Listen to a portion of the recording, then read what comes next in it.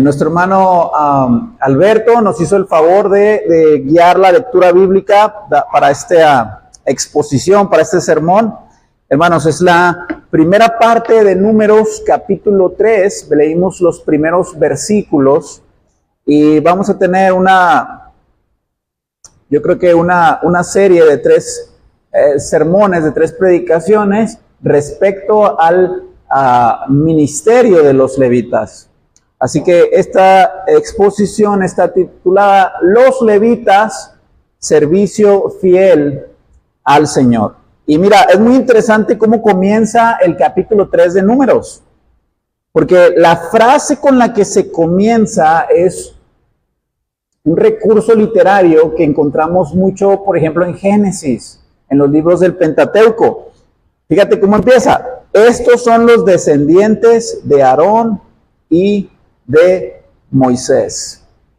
Siempre que el autor, bueno, en este caso el escritor de Números o del Pentateuco, que es el mismo, que es Moisés, abre con esta frase, él está al mismo tiempo diciendo que va a abrir un nuevo tema.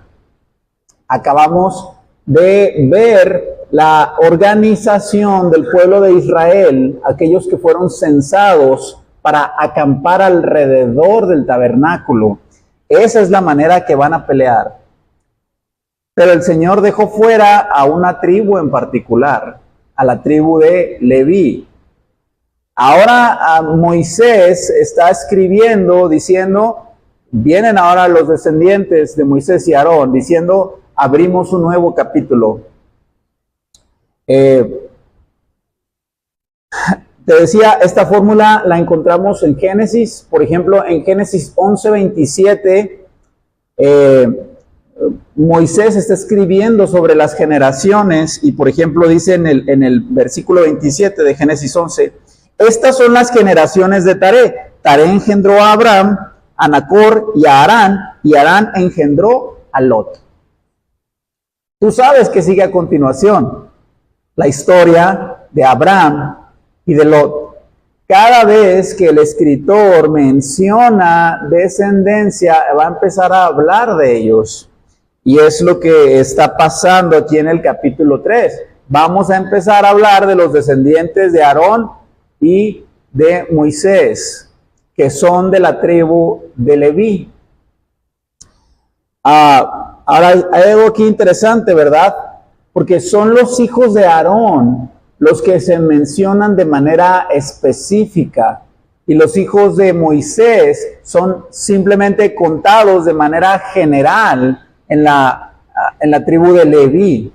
Tenemos a Nadab, a Abiú, a Eleazar y a Itamar.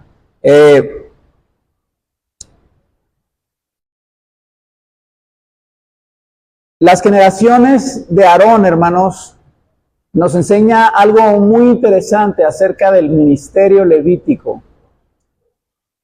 Y voy a mencionar algunos puntos que caracterizan el servicio al Señor. Y el primero es que en el ministerio al Señor no hay espacio para los errores. ¿Sabes? En el mundo secular, en nuestra vida diaria, hay diferentes profesiones, y hay profesiones en las que si te equivocas, aunque el error trae consecuencias evidentemente negativas, no es un asunto de vida o muerte. Un profesor de historia puede equivocarse en una fecha, puede confundir nombres. Está bien, los alumnos van a reprobar, ¿verdad? Pero no pasa de ahí. Pero si eres un anestesista y va a entrar alguien a cirugía y el anestesista se equivoca, es un error de vida o muerte, ¿verdad? Un científico que trabaja en un reactor nuclear, si se equivoca y hace explotar eso, pues evidentemente hay oficios que sus errores son de vida o muerte, y hay oficios en los que los errores no tienen tal magnitud de consecuencias. En el caso del ministerio levítico, hermanos, los errores causan la muerte. Lo vemos en el caso de Nadab y Abiú. lo acabamos de leer, aquí nos hizo el favor nuestro hermano Alberto. Nadab y Abiú ofrecieron fuego extraño. ¿Y cuál fue la consecuencia? Fuego salió de aquel incienso que iban a ofrecer y fueron consumidos. Ahora fíjate, la parte más trágica todavía es que Nadab y Abiú murieron sin tener hijos. Su árbol genealógico quedó eliminado desde ahí. Fue tan dramática la consecuencia de su pecado que podemos ver cómo tanto Aarón y sus otros dos hijos, Eleazar e Itamar, aprendieron de esta lección. Entendieron que no se puede servir a Dios de manera descuidada. No podemos servir a Dios a medias, a nuestra conveniencia, ¿verdad? Porque el ministerio levítico o el servicio al Señor no permite errores. Hermanos, de manera que el sacerdocio levítico era un trabajo de vida o muerte, y la vida o la muerte dependía de la obediencia fiel a los mandamientos del Señor. Ahora, fíjate bien, en este mismo pasaje leemos una segunda característica del ministerio levítico, y es que en el ministerio levítico Dios escoge a los ministros. Hermanos, este ministerio, que es este trabajo para Dios, que es de vida o muerte, que es sumamente peligroso, ¿verdad? Era también muy demandante. De manera que no nada más los descendientes de Aarón y de Moisés necesitan trabajar ahí. Se requiere toda la tribu de Leví. Y por lo tanto son apartados como una tribu particular para dedicarse al servicio del Señor. Pero yo quiero que notes lo que dice el versículo 3 del capítulo 3. Dice: estos son los nombres de los hijos de Aarón, sacerdotes ungidos, los cuales consagró para ejercer el sacerdocio. Ahora, nota particularmente la palabra que usa Moisés para referirse a la elección de los levitas.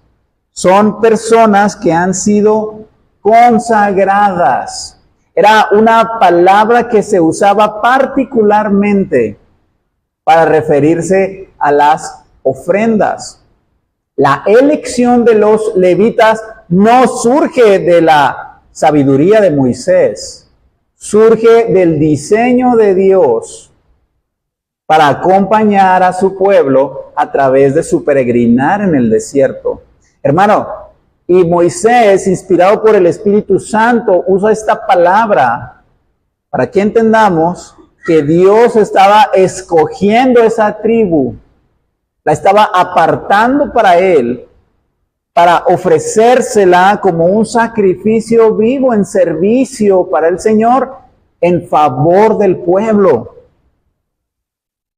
Ahora, hermanos, fíjate bien, el servicio de los levitas lo podemos dividir en dos partes. Fíjate lo que dice el versículo 7. Y desempeñan el encargo de él y el encargo de toda la congregación delante del tabernáculo de reunión, para servir en el ministerio del tabernáculo.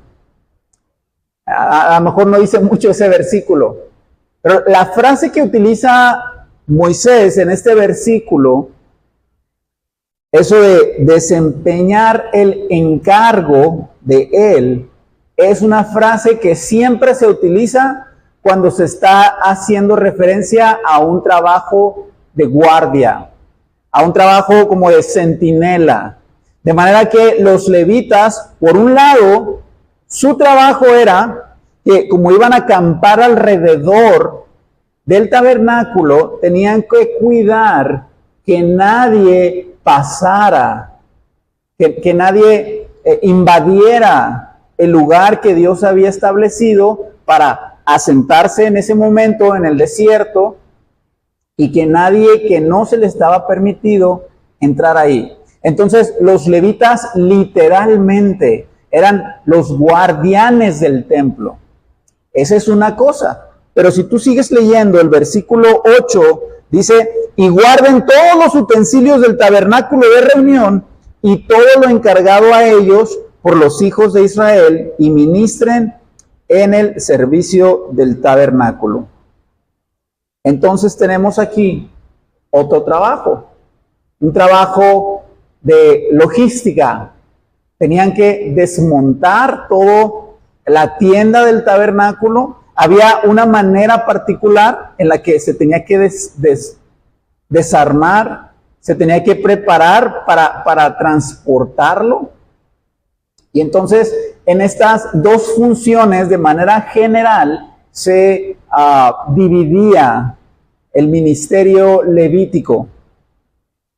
Ahora, hermanos, en esta tarde nosotros nada más nos vamos a enfocar en la primera parte, en la parte de los guardianes, y de hecho no la vamos a mencionar tan a fondo, porque hay mucho que rescatar de este pasaje. Entonces, los levitas eran guardianes del tabernáculo, de manera que tenían la orden expresa de matar a alguien que se atreviera a osadamente, voluntariamente, a entrar en el aposento, en el tabernáculo y profanarlo.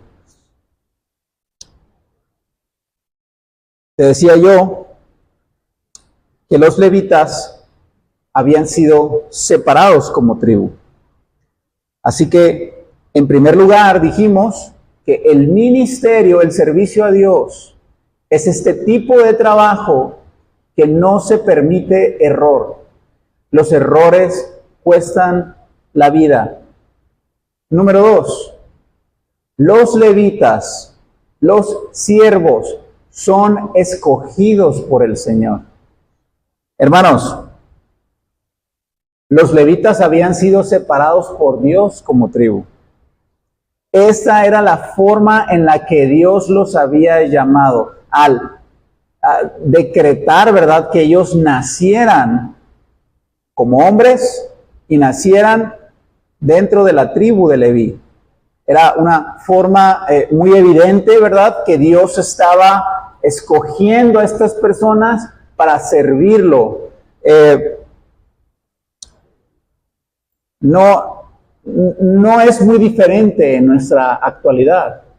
Cuando en la iglesia se escogen ancianos y diáconos, ciertamente la iglesia hace una votación democrática, pero sabes, en última instancia el Señor llama a aquellos que han de servir, los capacita y no nada más llama a las personas, pone en ellos el deseo y lo que necesitan para servir, sino que también Dios ha establecido, hermano, unas directrices para que nosotros sepamos quiénes están calificados para el ministerio.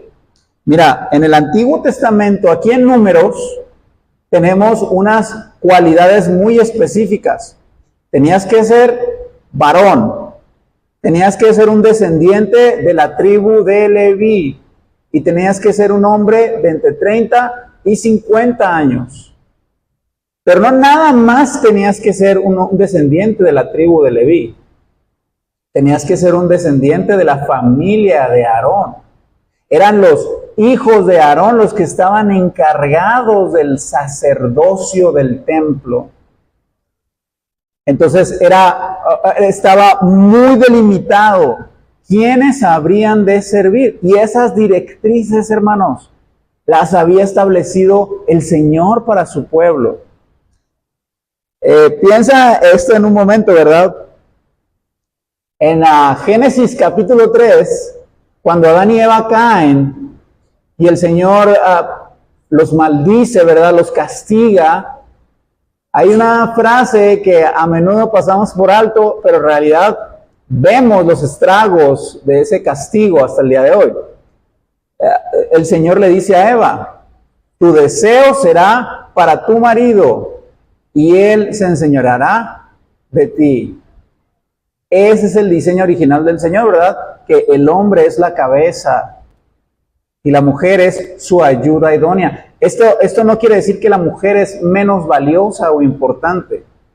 Es un diseño que Dios estableció en su sabiduría perfecta. Pero ¿qué pasó cuando cayó la humanidad en pecado, o Adán y Eva pecaron? Ese diseño quedó tergiversado. Y entonces ahora, ¿verdad? La mujer, su deseo será para su marido. La mujer quiere tomar el papel del hombre. Y el hombre no quiere asumir el papel que Dios le ha establecido. Hermano, y lo podemos ver el día de hoy. Los hombres tienden a ser más pasivos. La mujer es más activa, es más fiel en las cosas del Señor. El hombre es más negligente, ¿verdad? De manera que es fácil ver que las mujeres se desesperan por la tibieza, por la apatía de los hombres. Pero estos son estragos del pecado. Entonces puedes imaginarte que las mujeres levitas, ¿verdad? Veían a los esposos, pero su deseo es para su marido, ¿verdad? Hermanos, el punto es este, que el Señor escoge a quienes han de servir y Él ha establecido, ¿verdad?, directrices claras. Hermanos, los israelitas no fueron muy fieles, no fueron muy buenos en obedecer estas directrices. Cuando pasa tiempo después, llegan a la tierra prometida, con Jeroboam el reino se divide entre el reino del norte y el reino del sur. 10 tribus por allá, 2 tribus por allá. El templo fue construido en Jerusalén. ¿Y sabes qué hizo el reino del norte, cuya capital era Samaria? Dijeron, ya no vamos a ir a Jerusalén porque ya no somos amigos. Vamos a construir nuestro propio templo. Mira, Primera de Reyes 12:28 dice, y habiendo tenido consejo, hizo el rey 2 becerros de oro y dijo al pueblo, bastante habéis subido a Jerusalén. He aquí tus dioses, oh Israel, los cuales te hicieron subir de Egipto. Entonces a este rey dijo, ya no vamos a tener nada que ver con el reino del sur. Vamos a construir nuestros templos en contra del diseño de Dios y vamos a adorar a Dios, pero no como Dios quiere. Lo vamos a adorar como a nosotros nos dé la gana. Hermano, ya habían hecho unos becerros de oro para representar a Dios. Y la Biblia usa un eufemismo para describir lo que hicieron para adorar a Dios cuando fundieron este becerro de oro y le llamaron Jehová, el que los rescató de Egipto, ¿verdad? Hicieron una gran orgía con la que estaban adorando a ese Dios. Por eso Moisés rompió las tablas. Así que mire lo que hizo el rey Jeroboam. Estableció su propio templo con sus propias reglas, con sus propias directrices. Bueno, ve las consecuencias de eso. Aunque el reino del sur no fue lo mejor, si tú comparas al reino del sur con el reino del norte, no hubo un solo rey en el reino del norte que le fuera fiel a Dios. De manera que todas esas tribus, esas 10 tribus, fueron destruidas. No sobrevivieron al cautiverio asirio. Hermano, Dios elige quién lo ha de servir y cómo lo ha de servir. Él es el que tiene la palabra, no nosotros. Ahora, ¿sabe algo? El reino nada más cambió de lugar el templo para competir con el de Jerusalén. Empezó a llamar al sacerdocio a personas que no eran descendientes de la tribu de Leví. Lo puedes leer ahí mismo en Reyes, Primera de Reyes 12:31. Y sabes, lo mismo, bueno, sabes, quizá este ejemplo de Jeroboam y lo que él está haciendo ahí en Primera de Reyes, te suene un poquito familiar. Sí, hay algunas iglesias, ¿verdad?, donde tienen una adoración más flexible. No todo es pecado, no tenemos que ser tan estrictos, no tenemos que tomarnos tan en serio la Biblia, ¿verdad? Tenemos que amar en vez de juzgar tanto, ¿verdad? No tenemos que ser tan drásticos, tan religiosos. De manera que la vida de esa iglesia, la doctrina, está más holgada, está más orientada a lo que dice la cultura y no lo que dice el Señor. Así que lo vimos desde que el Señor sacó a Israel de Egipto, lo vimos en Sinaí, ahora lo vemos en la tierra prometida y lo vemos, hermanos, en nuestros tiempos. Pero nosotros no tenemos la última palabra, ¿verdad? Los levitas hicieron lo mismo. Cuando tú lees Jueces 17, tenemos la historia de Micaías. Micaías era un hombre de la tribu de Dan que también fundió un ídolo y pues se le ocurrió la maravillosa idea de construir su propio templo. Y por ahí de pura casualidad se encontró un levita que andaba perdido y dijo, hey, si este es levita, ya tengo el templo, ya tengo el ídolo, pues lo voy a traer para que sea mi sacerdote. Así que los levitas tampoco se sujetaron a lo que Dios había establecido. Hermanos, así que el Señor ha puesto, ¿verdad? No nada más en el Antiguo Testamento, en el Nuevo Testamento también hay directrices acerca de quiénes han de oficiar, valga la redundancia, ¿verdad?, en los ministerios oficiales de la iglesia. Tenemos las cartas pastorales que le escribe Pablo a Timoteo, que le escribe Pablo a Tito también, donde es evidente, ¿verdad?, que hay una serie de requisitos y donde los que son llamados a ser ancianos y a ser diáconos son hombres. No hay más allá. Es una orden, ¿verdad? No es una preferencia. Y bueno, ¿verdad? Evidentemente podemos sonar a que somos machistas, anticuados, que somos retrógradas y muchas cosas de ese tipo. Hermanos, no queremos que la cultura nos alabe. Queremos serle fieles a Dios. Y si Dios dice cómo ha de ser, entonces a Él debemos obedecerle. ¿Tú crees que Micaías estaba adorando realmente a Dios? ¿Tú crees que en los templos que construyó Jeroboam se estaba adorando a Dios? Hermano, cuando nosotros cambiamos las formas, las reglas, no estamos adorando a Dios. Hacemos un Dios a nuestra imagen y por lo tanto adoramos a un Dios del yo. Hace unos meses atrás, hermanos, no tiene mucho de verdad, en Estados Unidos hubo una reunión anual de la Convención Bautista del Sur.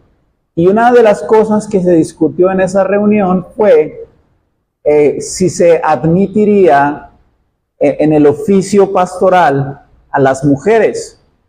Y en esta votación, hermanos, la votación más o menos quedó como 75% a favor de que solo los hombres podían oficiar el ministerio pastoral. Solamente los hombres. Si somos bautistas, esta es una iglesia bautista, ¿verdad? Incluso hay algunos edificios que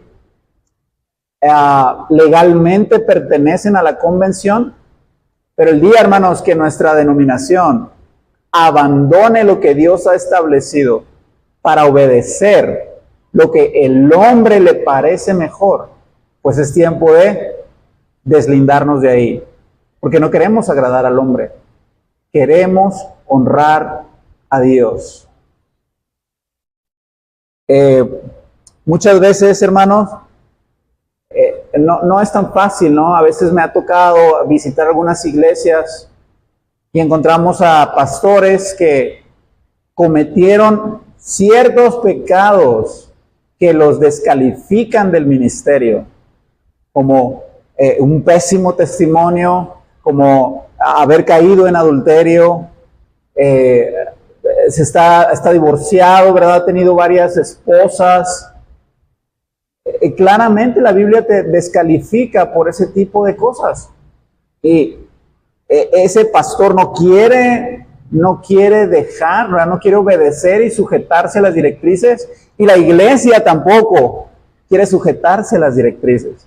Hay algunas iglesias donde hay mujeres que están sirviendo en el pastorado, ¿verdad? Y su justificación va a ser, es que tenemos necesidad, ¿verdad? No hay un pastor hombre, entonces tenemos a una mujer. Bueno, evidentemente esa no es una razón para desobedecer al Señor y estar bien con Él, ¿verdad?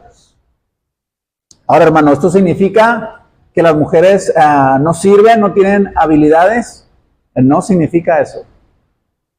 El ministerio levítico no estaba basado en las habilidades, en la popularidad, sino en el decreto de Dios. Él elige quién ha de servirlo, Él llama y capacita. La mujer no está relegada, ¿verdad?, a la cocina, a las labores domésticas. Tiene un rol importantísimo en la iglesia. De hecho, en estas cartas pastorales, Pablo le dice a Timoteo que las ancianas enseñen a las jóvenes. Las mujeres tienen un rol esencial en la iglesia, en el discipulado de otras mujeres, para la gloria del Señor, para enseñarlas cómo han de servirlo, ¿verdad? Para discipularlas. En cierto sentido hacen un trabajo sacerdotal, nada más que tiene un área de trabajo distinta que la del hombre. Son las mujeres piadosas y maduras que son vitales en el ministerio de la iglesia, en el discipulado de pues mujeres jóvenes que no lo son aún. Hermanos, en el ministerio levítico también dijimos, los errores traen consecuencias graves, la muerte. Es Dios quien elige los ministros y cómo se ha de ministrar. En tercer lugar, el ministerio levítico tiene diversidad de funciones. Ahora fíjate bien, hermanos, necesitamos hacer una distinción importante. Los hijos de Aarón eran los que habían sido apartados específicamente para el sacerdocio. Los hijos de Moisés y el resto de la tribu de Leví estaban apartados para el ministerio del tabernáculo. No todos los sacerdotes, no todos los levitas eran sacerdotes. En el ministerio había muchas funciones, muchas cosas que hacer. Entonces es bueno que nosotros entendamos que el trabajo en el tabernáculo era muy diverso. Y sabes, lo mismo pasa en el Nuevo Testamento. De hecho, el apóstol Pablo, cuando le está escribiendo a los corintios, usa la analogía del cuerpo. Y él dice, ¿verdad? En un cuerpo hay muchos miembros, pero es un solo cuerpo. Hay pie y mano Y la mano no deberías despreciar al pie porque no es mano, o el ojo a la oreja porque no es oreja. Cada miembro tiene un diseño particular y tiene una función particular. Y eso es lo que pasaba también en el ministerio levítico. Había diversidad de funciones, diversidad de llamado y diversidad de dones que Dios le había dado a cada levita llamado al servicio ministerial. Hermanos, cualquier servicio que se hace a Dios, glorifica a Dios de una forma especial, de una forma particular. Cada servicio, por más humilde que parezca, por más poco visible que sea, tiene su propia gloria y requiere nuestro compromiso a Dios. Así sea lavar los baños, limpiar las bancas, ¿verdad? Recoger personas en la van, arreglar la van, arreglar algo de la iglesia. Cada ministerio tiene su propia gloria y honra a Dios de una forma particular. Hermanos, no solamente los ministerios públicos o los visibles, ¿verdad?, son los que son gloriosos. Todo creyente tiene un ministerio, tiene un llamado para servir al Señor. Y cada llamado de Dios para el creyente requiere nuestro compromiso total, requiere nuestra consagración como una ofrenda viva a Él. No es el llamado del anciano, del pastor, a hacer todo en la iglesia. La iglesia es un cuerpo, tiene diversas funciones y por lo tanto requiere diversos perfiles de miembro para desarrollarlos, ¿verdad? Cuando un anciano está tan ocupado que no puede dedicarse a su llamado central, que es a la predicación de la palabra, el cuidar al rebaño espiritual y la oración, entonces eventualmente ese anciano se le van a quemar las energías, no va a durar mucho en el ministerio. Por lo tanto, hermanos, así como el servicio levítico tenía diversas funciones, así el ministerio en la iglesia tiene también diversas funciones. Hermanos, y quiero ver un último punto para concluir la exposición de esta tarde, y es que el ministerio levítico no era opcional. No era una cuestión de quién quiere y quién no quiere. El hecho de nacer levita era sinónimo de que había sido llamado para servirlo. Era parte inherente, inseparable de quién eras. Hermanos, ¿cómo podemos ver esto en el pasaje que leímos? Mira, ¿en qué descansaba la elección de los levitas? Si pusiste atención al versículo 13, Números hace una referencia a un evento que sucedió en el Éxodo. El llamado a los levitas está relacionado con el último juicio que Dios realizó en la tierra de Egipto y a través del cual Dios rescató a su pueblo. Y esa es la muerte de los primogénitos. Dios ya había diseñado esta plaga, o este juicio. En Éxodo 4:22, Dios le dice a Moisés, le vas a decir a Faraón, tú no quieres dejar ir a mi hijo, a mi primogénito. Por lo tanto, yo mataré al tuyo. Dios ya tenía preparado al ángel exterminador, al ángel de la muerte, para pasar casa por casa y matar al primogénito de cada hogar en todo Egipto. Eso incluía a los israelitas. Pero antes de que este juicio venga, el Señor instituye la Pascua De hecho, eso significa Pascua, pasar de largo, ¿verdad? Donde hubiera la marca de la sangre del chivito sacrificado, ¿verdad? El ángel exterminador no acabaría con la vida del primogénito. De manera que a través de la muerte de los primogénitos, porque Egipto tenía secuestrado, tenía esclavizado al primogénito del Señor, libraría a su primogénito para llevarlo a la tierra prometida. Hermanos, toda esta idea del primogénito es solo tipología, es una referencia lejana a que el Señor va a enviar a su primogénito, a su unigénito, ¿verdad? A redimir, a comprar, a rescatar de la esclavitud a su pueblo, al Israel de Dios. No solo a los israelitas étnicos, sino también a los israelitas espirituales. Hermano, ¿por qué te estoy diciendo todo esto?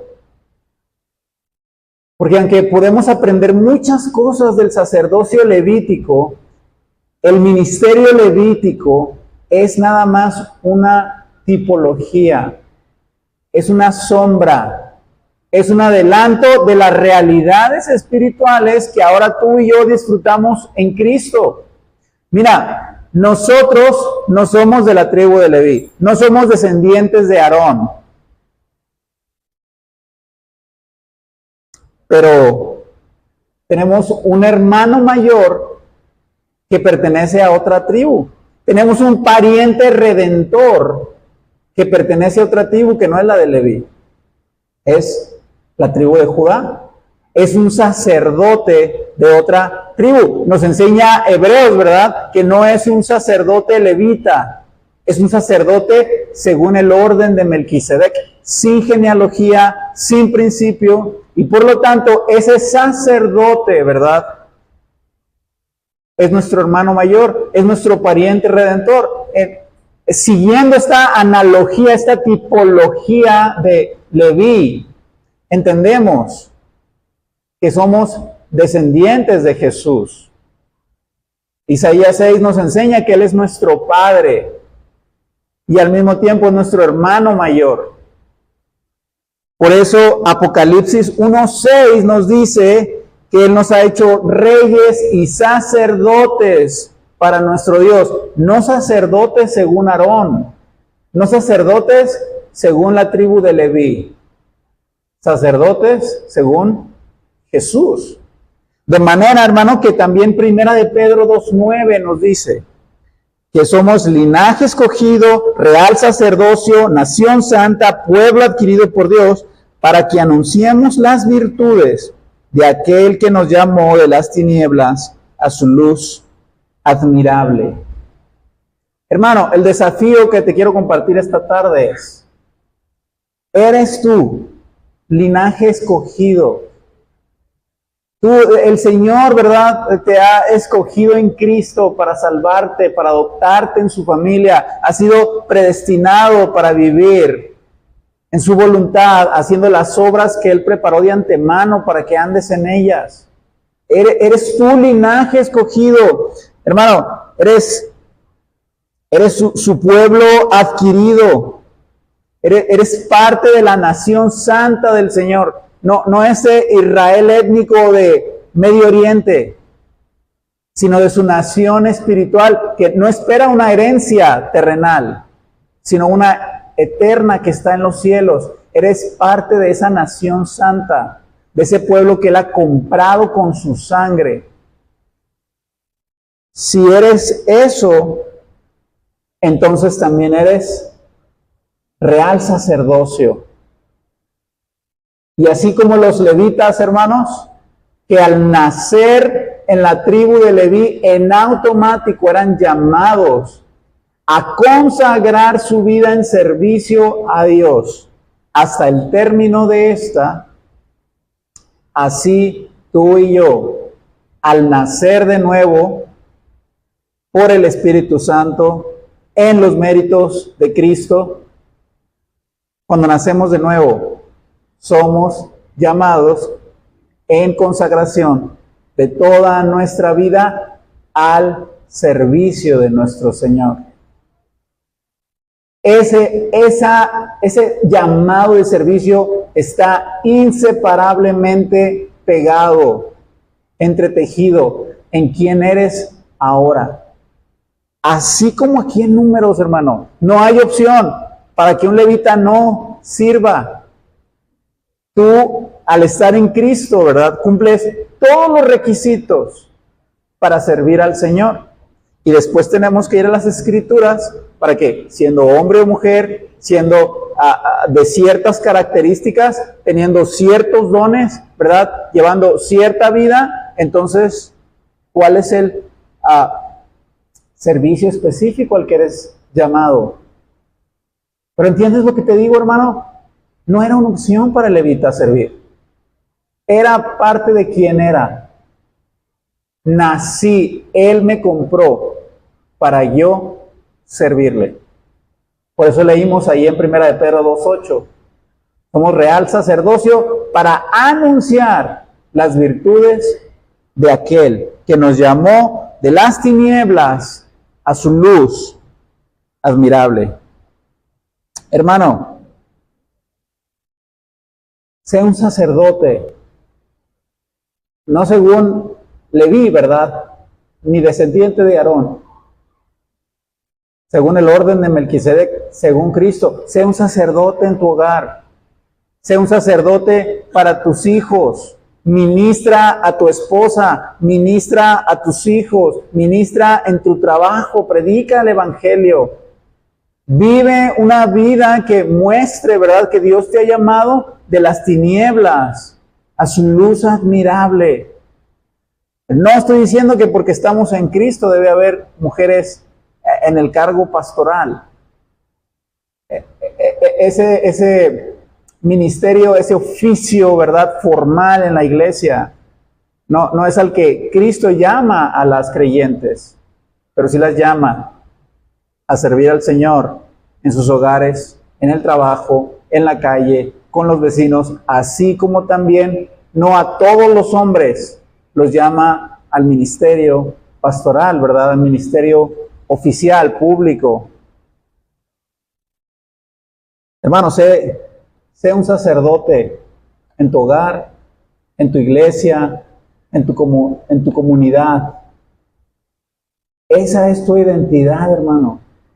Naciste en Cristo para servirlo de manera vitalicia. No hay graduación de la vida cristiana. Ese es el propósito por el que nos ha redimido. Ese es el propósito por el que nos eligió en la eternidad.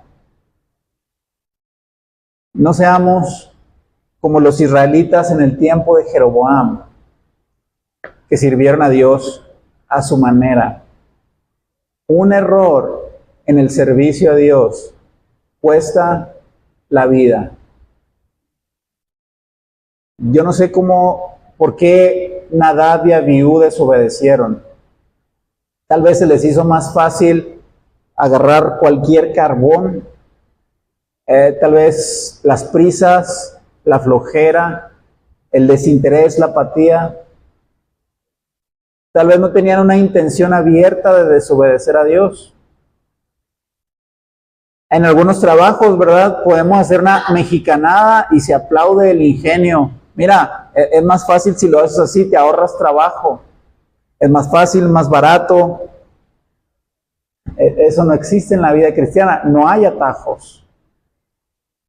No hay atajos con el servicio del Señor. No hay mejores formas. Él sabe cómo, Él lo estableció. Y es nuestro llamado obedecerlo como Él lo ha establecido. Hermano, este es el desafío para nosotros. Lo estás sirviendo en primer lugar. Y en segundo lugar, lo estás sirviendo a tu manera o a su manera. Recuerda, hermano, no hay lugar en el servicio a Dios para los errores. Oremos. Dios te